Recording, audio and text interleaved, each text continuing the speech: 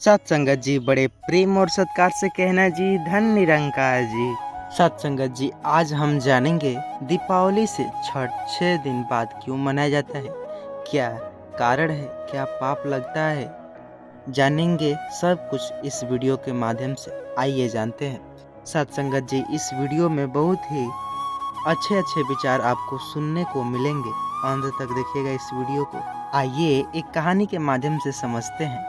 बहुत समय पहले की बात है। भारत के बिहार राज्य के एक छोटे से गांव में सूर्यवर्ती नामक एक साध्वी रहती थी। वह ईश्वर की अनन्य भक्त थी और सूर्य देव के नियमित उपासना करती थी। उनकी दिनचर्या में केवल भक्ति, सेवा और समाज का कल्याण शामिल नहीं था। वे हर दिन सूर्योदय और सूर्यास्त के समय सूर्य देवता को अपना अर्घ्य समर्पित करती और उनके पूरे गांव के सुख समृद्धि की कामना करती। उनकी भक्ति के कारण पूरे गांव में उन्हें आदर की दृष्टि से देखा जाता था। एक बार उस गांव में एक भयानक विपत्ति आई। गांव में भीषण बाढ़ आ गई, जिससे फसलें नष्ट हो गई। लोग भूखे प्यासे से तड़पने लगे। गांव के लोग हताश से निराश हो चुके थे, क्योंकि इस विपत्ति से उबरने का कोई उपाय उन्हें नजर नहीं आ रही थी।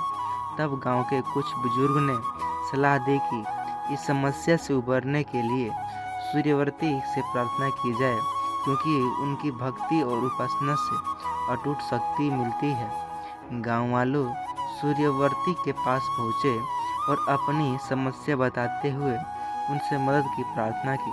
सूर्यवर्ती ने सभी को दृढ़ता बताया कि उन्हें वास्तव में वे सूर्य देव के प्रार्थना करेगी और गांव की भलाई के लिए विशेषता व्रत रखेगी।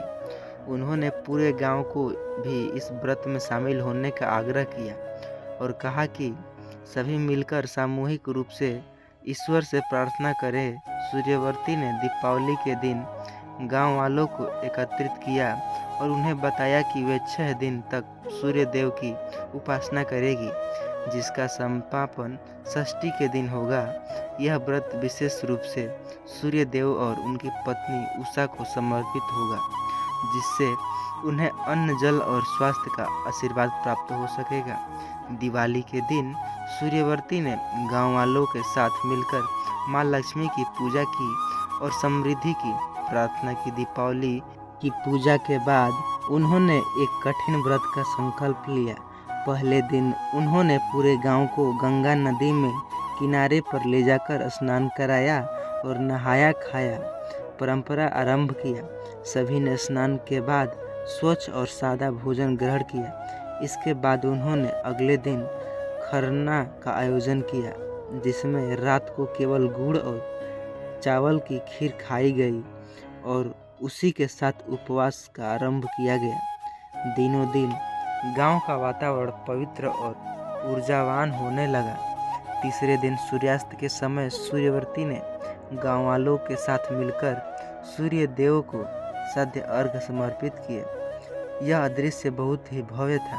पूरे गांव के लोग जलाशय में खड़े होकर सूर्य देव की उपासना कर रहे थे। इसके बाद चौथे दिन उगते सूर्य को अर्घ्य अर्पित किया जाए। सभी ने देव अपने समस्या के निवारण प्रार्थना की। सूर्य ने भी उनकी भक्ति और सामूहिक उपासना से प्रसन्न होकर गांव पर अपनी कृपा बरसाई। गांव का जल स्तर धीरे धीरे घटने लगा और फसलें भी फिर से लहरने लगी। गांव में खुशहाली लौट आई। सभी ने इस उपवास की शक्ति को महसूस किया। इसके बाद से ही इस परंपरा को एक विशेष पर्व के रूप दिया जाता है, जिसे छठ पूजा कहा गया है, और इसे दीपावली के 6 दिन बाद मनाया जाते हैं, ताकि गांव वाले पहले दीपावली के दिन माँ लक्ष्मी का आशीर्वाद प्राप्त कर ले और उनके बाद छठ के माध्यम से सूर्य देव को अपनी समस्या का निवारण, स्वास्थ्य, जीवन का वरदान प्राप्त कर सके। सत्संगत जी इस कहानी से यह मिलता है हमें कि किसी की विपत्ति से उबरने के लिए हमें एकजुट होकर निस्वार्थ भाव से परमात्मा की शरण में जाना चाहिए। जब हम अपने व्यक्तिगत सुख दुख से ऊपर उठकर समाज और संसार के कल्याण के लिए प्रार्थना करते हैं तो ईश्वर हमारी प्रार्थना को अवश्य सुनते हैं। निरंकारी सत्संग से जानते हैं कि सभी वहाँ पे महात्मा जन एकत्रित होकर भगवान की प्रार्थना करते हैं कि आज तक न बुरा किए हैं न बुरा होगा। सत्संगत जी, निरंकारी मत के अनुसार सच्ची भक्ति वही है जो स्वार्थ रहित सेवा करता हो, दूसरों की भलाई के लिए दूसरों की मदद करता है। इस कथा से निसंदेह संदेश की ईश्वर से प्रार्थी सदा अनुशासन और सामूहिक प्रयास से जीवन में सभी बाधाओं का समाधान संभव है। सत्संगत जी, प्रेम और सत्कार से कहना जी, धन निरंकार जी। चैनल पर नए होंगे, चैनल को सब्सक्राइब कीजिएगा। इस वीडियो को ज़्यादा से ज़्यादा अपने व्हाट्सएप के माध्यम से शेयर कीजिएगा ताकि हर कोई दीपावली से 6 दिन बाद क्यों मनाते हैं सब कोई जान सके और सभी के अच्छे कर्मों को देख सके और उनके साथ ही साथ अच्छे कर्म कर सके। सत्संगत जी।